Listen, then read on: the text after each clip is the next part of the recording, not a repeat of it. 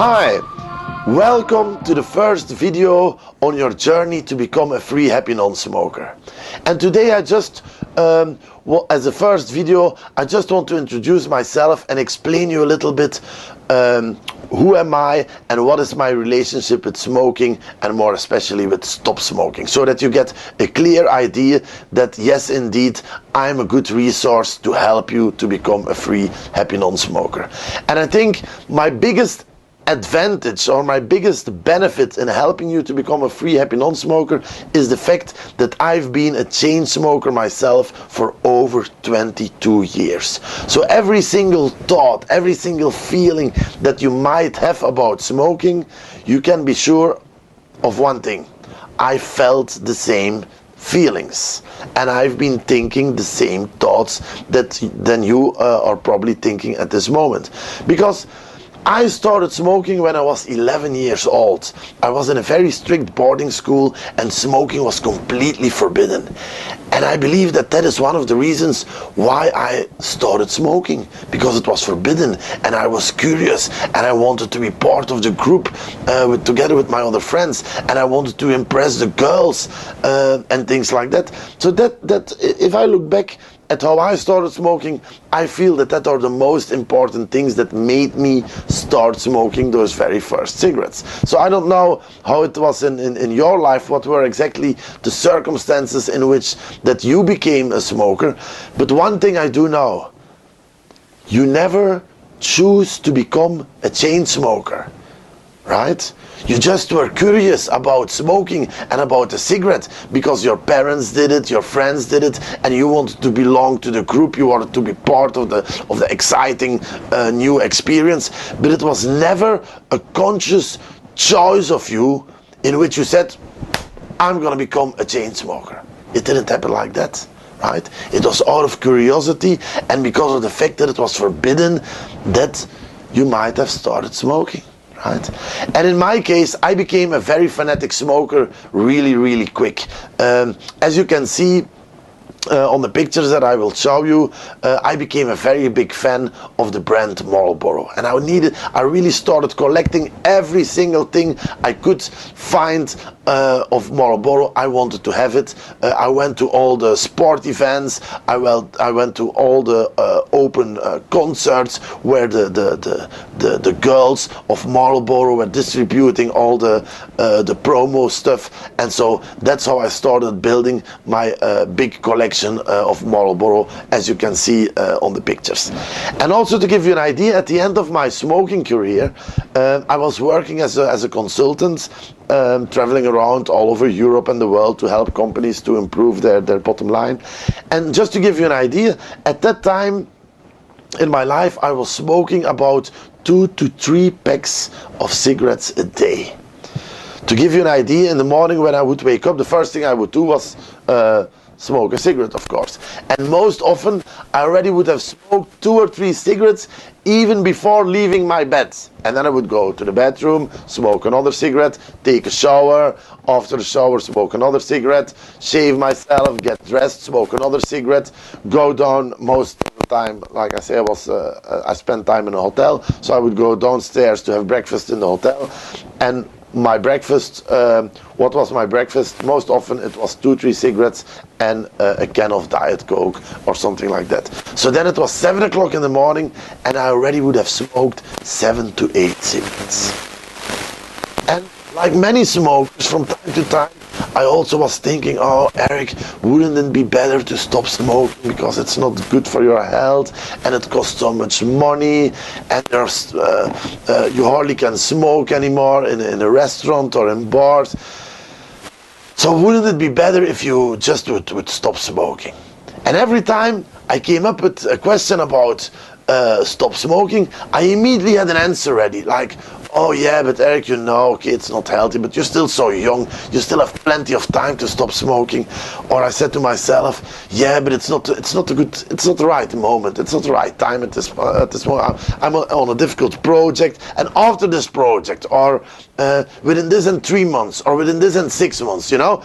Do you recognize that within yourself? Because I still was planning on stopping one day, but not right now. Right now was not the right moment, right? Or I said to myself, yeah, but look in your family, your grandmother, she also smokes 2 packs of cigarettes a day, and she's 87 years old, so the health issue in our families, we don't suffer from those funny diseases and stuff like that. But in the end, what I discovered was the following. Every time I asked myself a question about the fact whether or not I was going to stop smoking, I started to fool myself. Every time I came up with so many excuses why I still had to continue for a little while. But then I realized I was just fooling myself. I was telling myself little stories. And why was I telling myself little stories?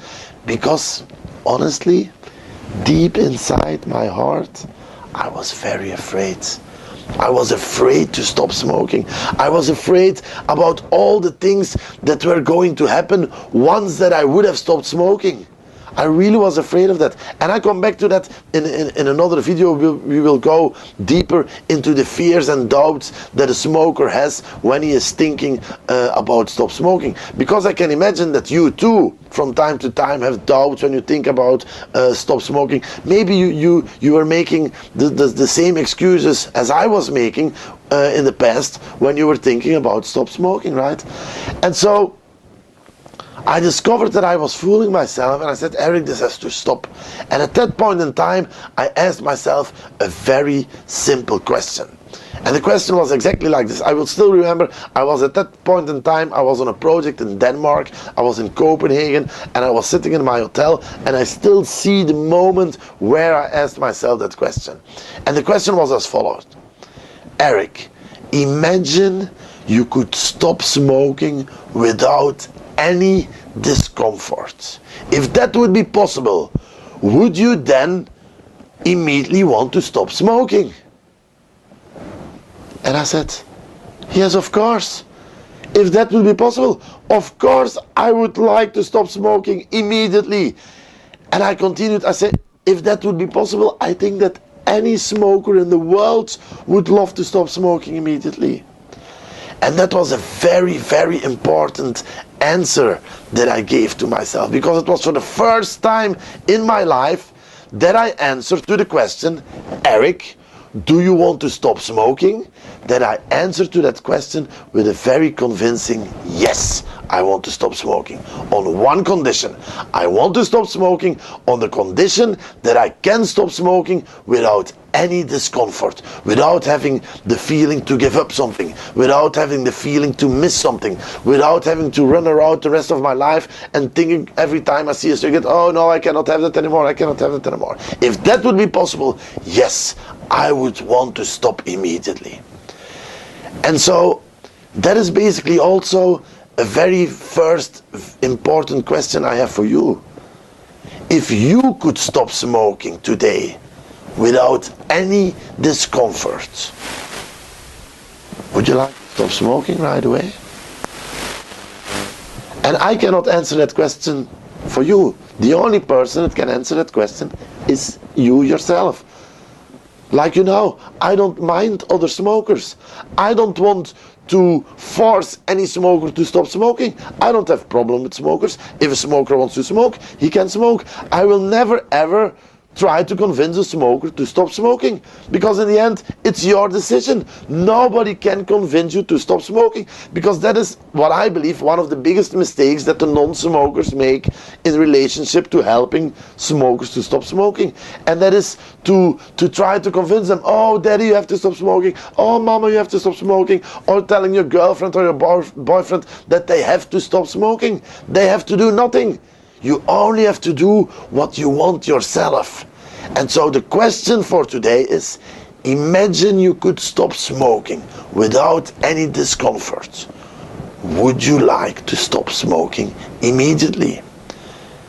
And I hope for you that the answer to that question is a very convincing yes, because that's the purpose of the journey that you have started.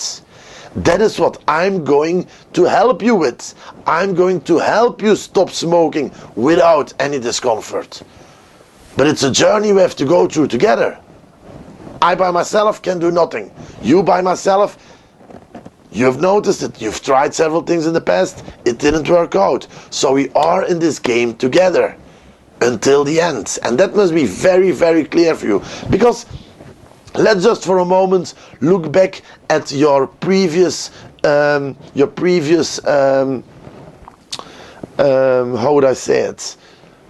What you tried in the past. Let's have a look at that. What you tried in the past, and let's have a look at how it made you feel, right? Because no matter what you tried in the past, whether you tried patches, whether you tried gums, maybe you tried Chantix or Zyban, maybe you tried hypnotherapy, laser therapy. One thing is for sure: it didn't work, right? Because otherwise you wouldn't be watching this video now. And you wouldn't have called for my help to help you to become a free, happy non-smoker.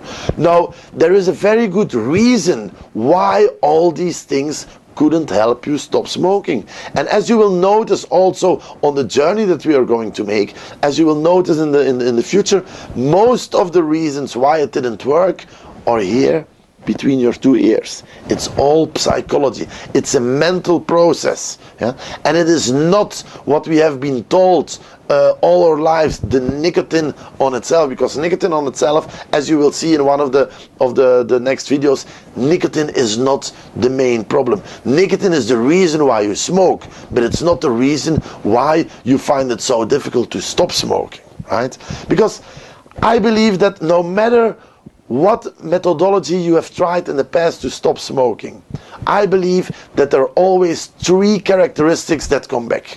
And I really would like to ask you to listen carefully and to see whether it fits in your experience, right? Because that is the purpose, that everything that I tell you, that you can relate to it in your own life, in your own smoking experience, so to speak. And so I think whatever method you have tried in the past, I think the first characteristics that always comes back is there comes a point in time that you say that you forbid yourself to smoke. You say, Eric, it's over. I forbid myself to touch one other cigarette. That's the first typical characteristic of any method you might have tried in the past, right? A second typical characteristic is you have the feeling that from that moment onwards you deny yourself a kind of a treat, because you consider the cigarette as a treat. And now you forbid yourself to smoke, so you have the feeling that you deny yourself that nice little treat. Can you recognize that in your own past when you try to stop smoking? And a third characteristic that always comes back is that no matter what method you tried to stop smoking, from that moment onwards, you are waiting for the proof that yes, you are smoke free and that it worked. You're waiting for a proof, and you're also waiting for the desire of a cigarette to be lost and gone. You don't want to have that craving anymore, but you still have it because you stopped smoking a week, 2 weeks, a month, but you still crave that cigarette. You still want to have that other cigarette, and you're waiting until the moment that craving, that desire for a cigarette is no longer there.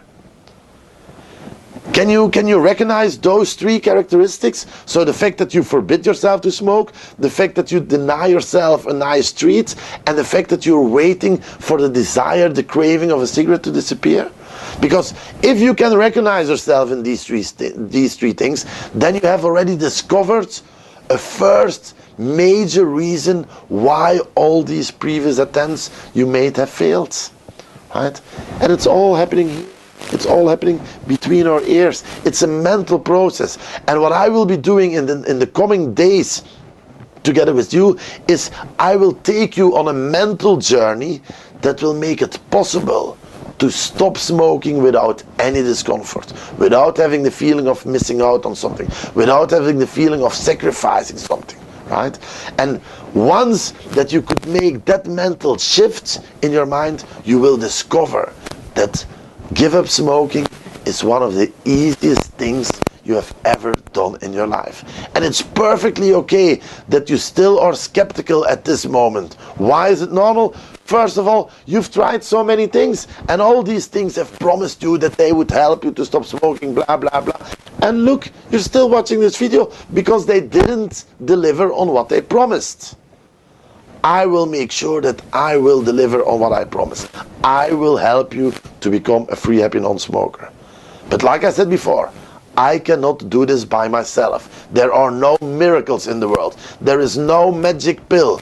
You will have to do a big part of the deal, right? You will have to invest your time, you will have to invest your energy, and you will have to focus and pay close attention to everything that I'm going to tell you, right? And in the end, it will be your decision. Do you really want to stop smoking? And do you really want to fully appreciate and use my help and coaching? In the end, it's up to you. It's like I say, I respect you as a person, I respect you as a smoker. And if you want to become a free, happy non-smoker, it's my pleasure and honor to guide you and help you on that journey.